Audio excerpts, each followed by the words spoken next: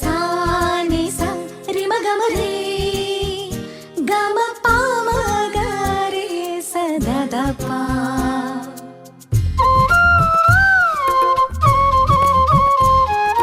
புல்வெளி பெய்யும் சாரலை போல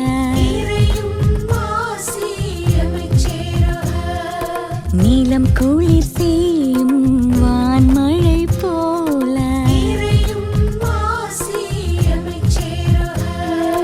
வான்வெளி உலவும் சூரியன் நிலவாய் தானென நினையா படைப்பும் நிலமாய் ஆசியும் அமைதியும் அகம் சேரவே இயேசு கிறிஸ்துவின் மனநிலை வேண்டும். ஆசியும் அமைதியும் அகம் சேரவே இயேசு கிறிஸ்துவின் மனநிலை வேண்டும்.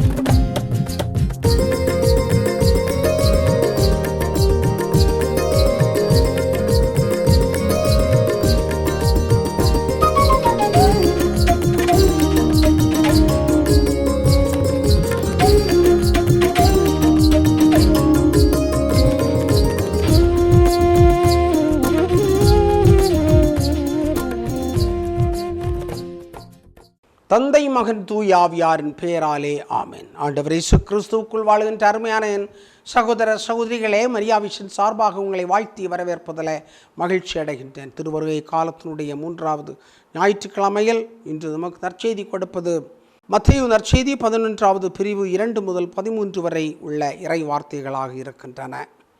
அக்காலத்தில் யோவான் சிறையில் இருந்தபோது மெசியாவின் செயல்களை பற்றி கேள்வியுற்று தம் சீடர்களை அவரிடம் அனுப்பினார். அவர்கள் மூலமாக வரவிருப்பவர் நீர்தாமா அல்லது வேறு ஒருவரை எதிர்பார்க்க வேண்டுமா என்று கேட்டார்கள். அதற்கு இயேசு மறுமொழியாக, நீர் கேட்பவற்றையும் காண்பவற்றையும் யோவானிடம் போய் அறிவியுங்கள். பார்வையற்றோர் பார்வை பெறுகின்றனர், கால் ஊனமுற்றோர் நடக்கின்றனர், தொழுநோயாளர் நலமடைகின்றனர், காது கேளாதோர் கேட்கின்றனர், இறந்தோர் உயிர் பெற்று எழுகின்றனர், ஏழைகளுக்கு நற்செய்தி அறிவிக்கப்படுகின்றது. என்னை தயக்கமின்றி ஏற்றுக்கொள்வோர் பெயர் பெற்றோர் என்றார். அவர்கள் திரும்பிச் சென்றபோது இயேசு மக்கள் கூட்டத்திடம் யோவானை பற்றி பேசத் தொடங்கினார். நீங்கள் எதை பார்க்க பாலை நிலத்திற்கு போனீர்கள்? காற்றினால் அசையும் நாணலையா? இல்லையல் யாரை பார்க்க போனீர்கள்?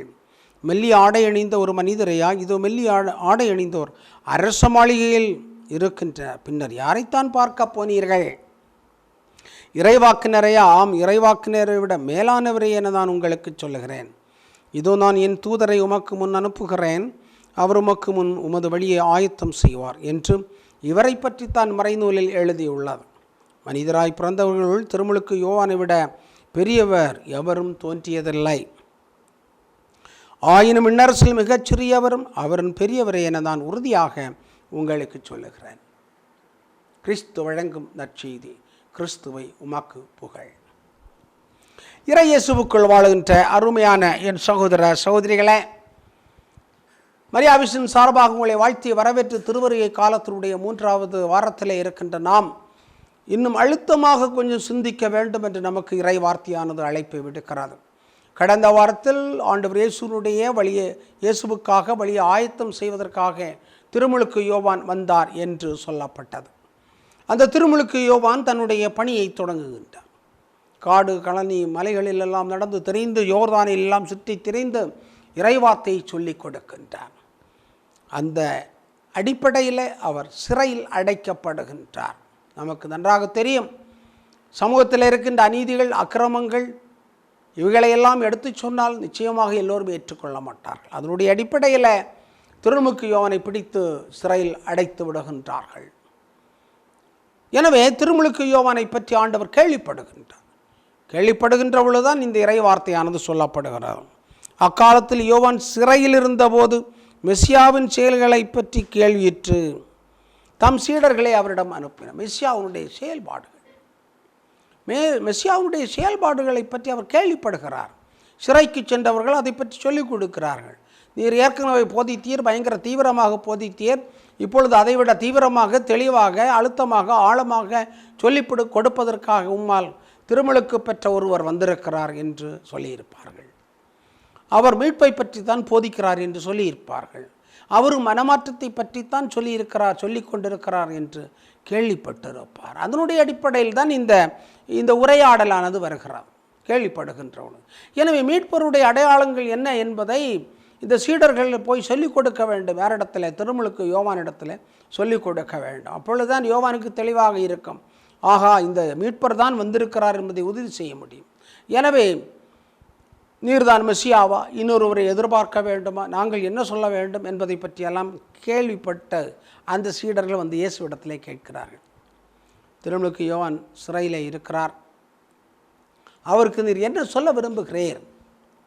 நீர்தான் இறைவாக்குனரா, நீர்தான் மீட்பரா, நீர்தான் ரட்சகரா, நீர்தான் இறைமகனா, நீர்தான் உலகத்தை மீட்கப் போகிறீரா என்பதை பற்றி அவர்கள் கேள்விகள் மேல் கேள்விகளை கேட்கின்றார்கள். எனவே தான் ஆண்டவர் இயேசு கிறிஸ்து சொல்லுகிறார், மீட்பருடைய செயல்பாடுகளை நான் செய்கிறேன்.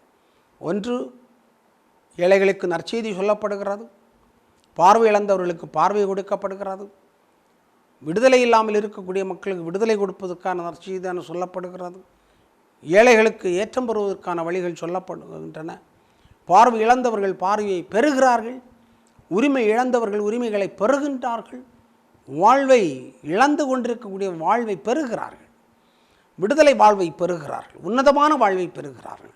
இதெல்லாம் போய் அவரிடத்தில் சொல்லும் என்று சொல்லி அனுப்புகிறார். எனவே ஆண்டவர் இயேசு கிறிஸ்துவுக்குள் வாழ்கின்ற அருமையான என் சகோதர சகோதரி, மீட்பரின் அடையாளங்கள் என்ற மைய சிந்தனையில் நாம் சிந்திக்க வேண்டும். என்று மீட்பரின் அடையாளங்கள், வாழ்க்கையில் நிறைய அடையாளங்கள் இருக்கின்றன. சாலையில் செல்கின்ற பொழுது சிவப்பு விளக்கு எரிகிறது, நில் என்று சொல்வதற்கு அடையாளமாக இருக்கிறது.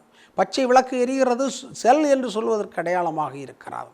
வானத்தில் மேகங்கள் மூழ்கின்றன, கருமேகங்கள் வருகின்ற பொழுது மழையை பெய்வதற்கான அடையாளம் என்று நாம் சொல்லுகின்றோம். இவைகளெல்லாம் இயற்கையில் வருகின்ற அடையாளங்களாக இருக்கின்றன. திருவாவிலே நிறைய அடையாளங்கள், அருள் அடையாளங்கள், புகுமுகு அடையாளம், நற்கருணை அடையாளம், ஒப்புரவு அடையாளம், திருமண அடையாளம், குருத்துவ அடையாளம், பணிவாழ்வினுடைய அடையாளங்கள் என்று பல அடையாளங்களை நாம் பார்க்கின்றோம். இவைகள் அனைத்துமே ஆண்டவருடைய அருள் வரங்களை பெற்றுத் தருகின்ற அருள் அடையாளங்களாக இருக்கின்றன. ஆனால் இவற்றை கடந்தது தான் மீட்பருடைய அடையாளம் என்று சொல்லக்கூடியது. இவற்றை கடந்தது காரணம் என்னவென்று சொன்னால், இந்த நாம் சொன்ன இந்த அருள் அடையாளங்கள் எல்லாம் சடங்குகளாக இருப்பதை பார்க்கிறோம். ஆனால் இவைகளை கடந்து நாம் செல்ல வேண்டும். வாழ்வே ஒரு பெரிய அடையாளமாக இருக்க வேண்டும். வாழ்வே ஒரு அடையாளமாக இருக்க, அதில் என்ன செய்ய வேண்டும்? ஏழைகளுக்கு நற்செய்தி அறிவிப்பது, காது கேளாதவருக்கு காது கேட்கின்ற திறமைகளை உருவாக்குவது, இறந்தவர்களை உயிர்த்தெழச் செய்வது என்று சொல்லுகின்ற பல்வேறு விதமான இறையாட்சி பணிகளை செய்ய வேண்டும். இரண்டாவதாக, தயக்கமின்றி இறைவார்த்தையை கேட்டுக்கொள்ள வேண்டும், நம்ப வேண்டும் என்று சொல்லக்கூடியதை ஆண்டவர் சொல்லுகின்றார். கடைசியாக சொல்லுகின்ற பொழுது, இறைவாக்கினரை விட மேலான இயேசு கிறிஸ்துவை நம்ப வேண்டும் என்பதுதான் பெரிய ஒரு அடையாளமாக இருக்கிறது. இன்றைய உலகத்தில் பல்வேறு விதமான நம்பிக்கைகள், பல்வேறு விதமான மத கோட்பாடுகள், கடவுள் இல்லை என்று சொல்லுகின்ற தத்துவங்கள் என்றெல்லாம் நிறைய இருக்கின்றன. இவற்றினுடைய மத்தியிலே ஆண்டவர் இயேசு கிறிஸ்துவை கடவுளாக ஏற்றுக்கொண்டு, மீட்பராக ஏற்றுக்கொண்டு, அவருடைய கொள்கைகளை உருவாக்கி கொண்டு அவற்றை சமூகத்திலே செயல்படுத்துகின்ற பொழுதுதான் அந்த செயல்பாடுகள் அடையாளமாக மாறுகின்றன என்பதைத்தான் எசையா இறைவாக்கினர் தெளிவாக சொல்லுகின்றார். எசையா இறைவாக்கினர் சொல்லக்கூடிய இறைவார்த்தையானது எசையா நூல் 35வது பிரிவிலிருந்து சொல்லப்படுகிறார். அவர் என்ன சொல்லுகின்றார் என்றால், பாலை நிலத்தில் செடிகளும் கொடிகளும் பூத்து குலுங்கும் என்ற ஒரு நேர்மறையான வாழ்வுக்கு அழகாக சொல்லிக் கொடுக்கின்றார். நேர்மறையான வாழ்வு, அழகான வாழ்வு, அமைதியான வாழ்வு, ஒற்றுமையான வாழ்வு, இரண்டரை கலந்த ஒரு வாழ்வு, இறைவனோடு இயற்கையோடும் இணைந்து வாழ்கின்ற ஒரு வாழ்க்கை என்பதை எசையா இறைவாக்கினர் சொல்கிறார். அதுதான் மீட்பினுடைய வாழ்வு என்று சொல்லக்கூடியது. எனவே மீட்கப்பட்ட இயற்கையாக, மீட்கப்பட்ட மனித குலமாக, மீட்கப்பட்ட சமூகமாக இருக்க வேண்டும் என்று சொன்னால், இந்த நற்செய்தியை அந்த முதல் வாசகத்தோடு இணைத்து பார்க்க கடமைப்பட்டிருக்கிறோம். எசையா இறைவாக்கினரும் மத்தியும் சொல்லுகின்ற இறைவார்த்தைகள் இதுதான். எனவே வார்த்தைகளை பற்றி நாம் சிந்திக்கின்ற பொழுது மத்தேயு சொல்லக்கூடிய அழுத்தமான இறைவார்த்தை என்னவென்று சொன்னால், இதோ நான் என் தூதனை உமக்குவன் அனுப்புகிறேன், அவர் உமக்குவன் உமது வழியை ஆயத்தம் செய்வார் என்று இந்த திருமுழுக்கு யோவானை பற்றி தான் சொல்லப்பட்டது என்று அருமையாக சொல்லப்பட்டிருக்கிறது. எனவே விண்ணரசை அடையக்கூடியவர்கள், இறையாட்சியை அடையக்கூடியவர்கள் யோவானைப் போல, ஆண்டவர் இயேசு கிறிஸ்துவைப் போல மீட்பருடைய செயல்பாடுகளை சொல்லக்கூடியவர்களாக இருப்பார்கள். எனவே மீட்பரின் அடையாளம் என்பது சமூகத்தில் வெளிப்படுத்துகின்ற காரியங்களாக இருக்கும் என்பதை நாம் இன்று சிந்தித்து பார்ப்போம். ஆண்டவருடைய வருகைக்காக ஆயத்தம் செய்கின்ற பொழுது இந்த செயல்பாடுகளை நாம் அதிகமாக இணைப்போம். வெளி அடையாளங்கள், வெளி கொண்டாட்டங்கள், பாடல்கள், ஆடல்கள், பஜனைகள், வழிபாடுகள் இவைகள் எல்லாம் இருக்கட்டும். ஆனால் அவைகள் உணர்த்துகின்ற ஆழமான செய்திக்கு நாம் கடந்து செல்வோம்.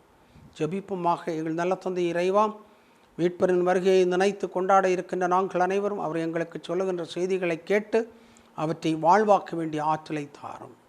ஆமென். தந்தை, மகன், தூய ஆவியாரின் பெயராலே ஆமென்.